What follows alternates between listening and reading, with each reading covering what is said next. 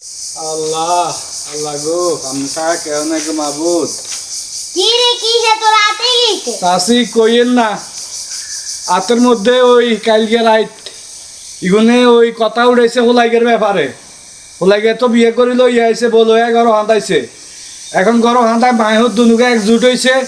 কিছু কিছু হইলে গার দিকে আইয়ে মা আইয়া এক রকমের হুতাইয়া আরেক রকমের এই অশান্তিতে আছি।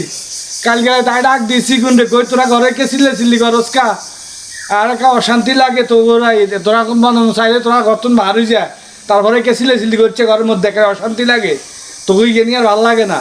এই কথাই আর কইছি শাশি বিশ্বাস করেন মাগা লাইডিওকে হাইছে যেমনে ভাঙি দিছে এমনি হাত মানা ভাঙি গেছে।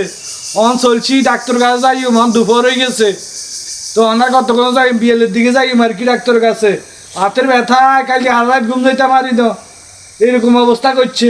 তোর ডাক্তারের কাছে কখন যাইবি? অন ডাক্তার কাছে কমান্ড করছি বিয়েলের দিকে গেলাম অন বাবুরে টিয়া হইছে কোনো অন্তে অন্তে মিল করতে পারি না। বিয়েলের দিকে যাইলে তুই শাশির কাছে আইছ শাশি তোর টিয়া কবা দিও। বুঝ আচ্ছা আচ্ছা ঠিক আছে তোর তো ভালোই হইব কারণ আর কাছে গৌসাও নাই যে আই ডাক্তার কাছে যাইম মা দি যাই মেয়েটি এখনো নাই আর কাছে ইগুনদের কাছে কইছি ঈদের আড়া রাত ভরি কাঁদছি কোনো একার কথা জিজ্ঞান যে তুই কান্দোস কেন কি আসো বিষয় এটাও জিজ্ঞান বাই দিতে হাত ভাঙি দিছে। এখন আর কি করি কেমনে চলুম কাম কাজ করুম কেমনে আল্লাহ জানে। তো আচ্ছা যাই গিয়া নাই বিয়েলে আইম।